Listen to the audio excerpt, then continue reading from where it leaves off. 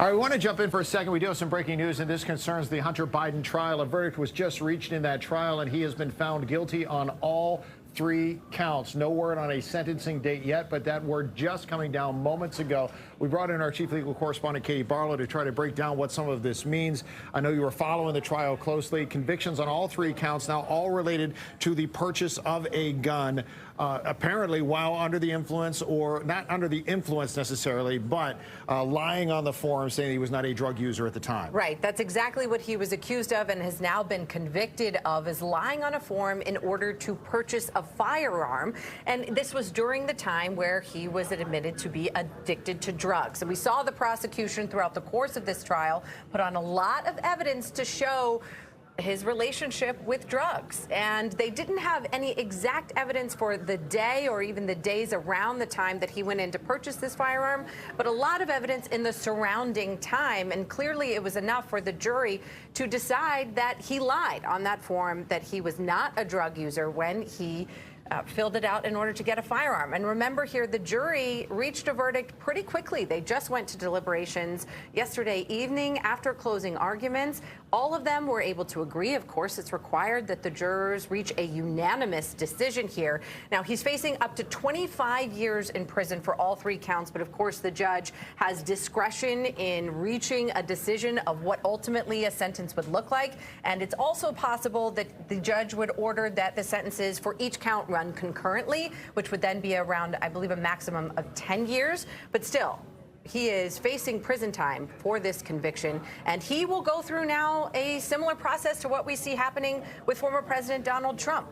There will be a meeting with the parole team, and they will put together a sentencing report that is then submitted to the judge, and the judge will make the ultimate decision here on how, if at all, how much time he would spend behind bars for this conviction. All right, this is all playing out in Wilmington, Delaware, outside of the courthouse. You can see how busy it is in that area. A lot to get through, Katie, right now. Let's go back to the potential sentencing rate here. Obviously, judge's discretion. We don't have a sentencing date yet as far as when this may occur.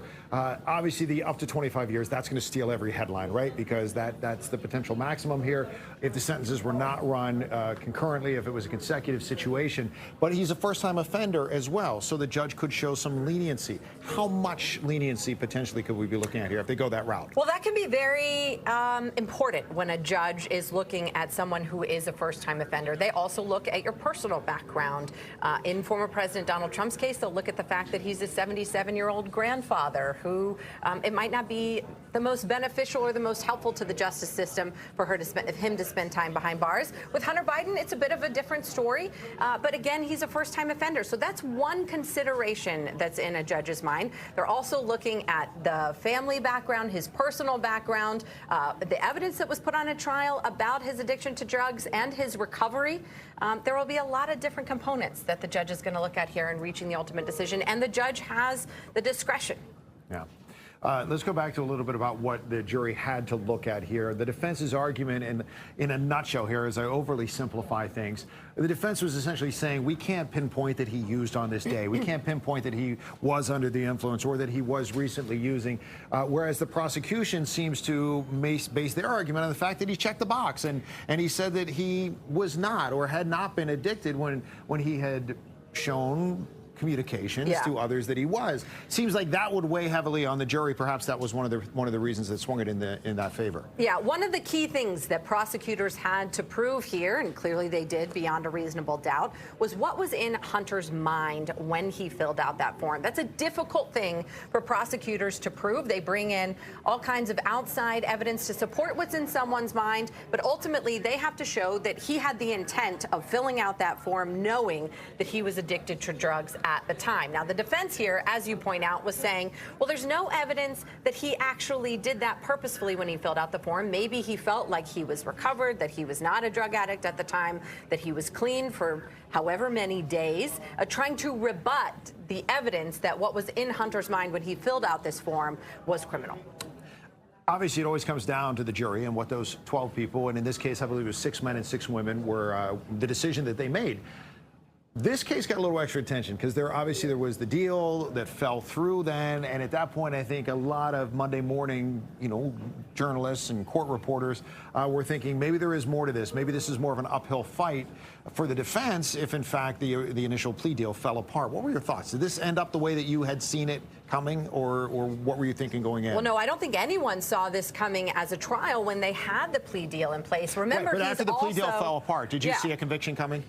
Well, look, I mean, you never know what a jury's going to do. It's an impossibly high bar sometimes to prove beyond a reasonable doubt what's in someone's head. So I'm never going to say for sure how 12 jurors are going to agree. But yes, I mean, this is a very difficult case for Hunter Biden, given the volumes of evidence that prosecutors had to show, including pictures, videos of him under the influence. Very difficult case. But remember, to your point, they had a plea deal here to deal with both federal criminal charges that Hunter Biden is dealing with. Not only is he now convicted on these 3 counts, he's still facing a tax case in LA for allegedly violating tax laws and hiding income and not paying money that was owed to the IRS. And that's still coming now, it's set for September. So he actually could be going through this entire process all over again in September while going through whatever sentence he has that's given in this case.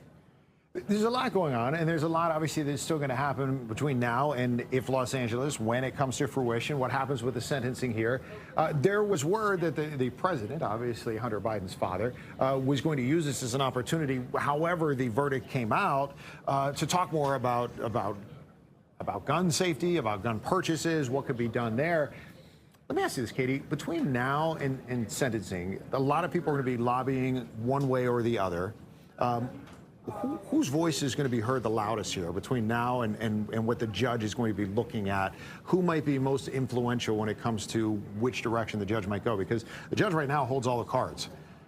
So the judge is going to look at the probation office's report. The probation office is going to interview Hunter Biden, again, look into those personal background details that we were talking about, look at his criminal record history. This is a first-time conviction for him, and look at what a proper sentence, a suggested sentence would mean in his life and for justice in this case. So the probation office is going to have the loudest voice here. That's who the judge listens to. But the judge is also going to earnestly listen to arguments from both parties.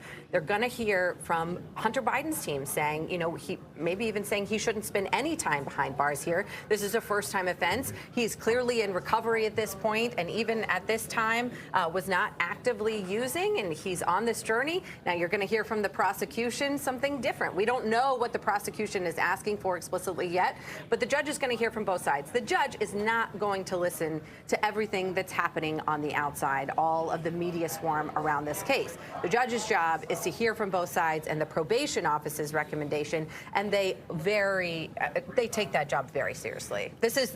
When you talk to judges, this is what they say is the most serious thing that they do, right? Because they are taking away someone's liberty. Right. And it's after due process. It's after they have been convicted by a jury of their peers unanimously. But judges will tell you this is the most challenging part of the job, is reaching a reasonable and just sentence, and in many cases, taking away the individual liberty of an American citizen. So if the defense in this case, and this is purely assumptions in this case, but if the defense in this case suggests probation will be proper, okay, if that's what the defense says, what would the prosecution come with? You say, first of all, you think that they will say, let's run these all at the same time for all 3, whatever the sentence is for all 3, run them at the same time. What do you think they're going to ask for? They may ask for the full 25 years. Sometimes a judge will meet you in the middle and say, I'm not going to run them back to back. I'll run all of these sentences concurrently, so it's just 10 years. But the prosecution here clearly feels that they have a righteous case. They spent a lot of time putting on this evidence over the last week, and they may ask for, the full 25 years. We don't know yet. But then the judge will take into consideration the defense's argument that perhaps probation would suffice here, or even something like home confinement. Again, there may be difficulties in Hunter Biden being behind bars and security and making sure that there are no problems there. Of course, it's not at the same level as we've talked about with former President Donald Trump, right. But there are considerations given the public nature of the trial. But that doesn't doesn't necessarily mean that he's going to get different treatment. It just means they might have to get creative in figuring out how the sentence will work. A lot of different parameters that will come into the sentencing. Could suspend part of it as well, depending on where they go. Here's my question for you, though. If, in fact, there is a sentence that comes down relatively soon, and how long typically would they spend on pre-trial or pre-sentencing interviews, things like that? It varies by jurisdiction, but they'll probably take about 30 days to put together the probation report, and then the judge will consider everything and take argument. In Trump's case, their team actually requested the date for sentencing in July, and so he may hear from both sides when they would like to have a sentencing date as well. Okay. And the rule in America is that you are released unless you are a flight risk or a threat to the safety of the community. So you expect that to happen? So I would expect that to happen here. Okay, so say hypothetically that the sentencing comes down sometime in July, past the 30-day threshold from here. What does that do to the California case then?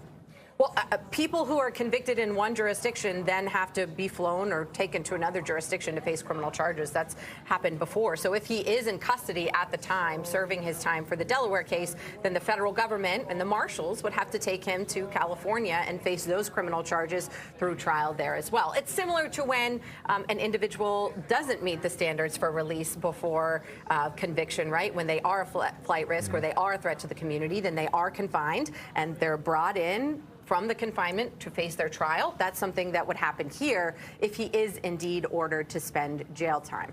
So as far as the counts, and again, if you're just joining us right now, and you can see on the bottom of the screen, Hunter Biden convicted on all 3 counts against him, and these were making false statements on a form to purchase a firearm, and then the illegal possession of that firearm after he already had that firearm in his possession. Between those 3 counts, is one weightier than the other? No, I think they all 3 here kind of get at the full picture that the prosecution was going after, which was that Hunter Biden knowingly and willingly basically lied and did not give the information that people have decided is important when we want someone to purchase a gun. We want them to provide us with information about their personal background, about their relationship with drugs. And he kept that information from authorities, and they have decided that that's worth up to 25 years in prison. All right, and again, just a short time ago, minutes ago, a jury of 12 people, 6 men, 6 women, found Hunter Biden guilty on all 3 of those counts, and that could lead to a penalty of up to 25 years in prison. Of course, there's a lot of factors and parameters involved there, and Katie spelled that all out for us. You got a long day ahead of you.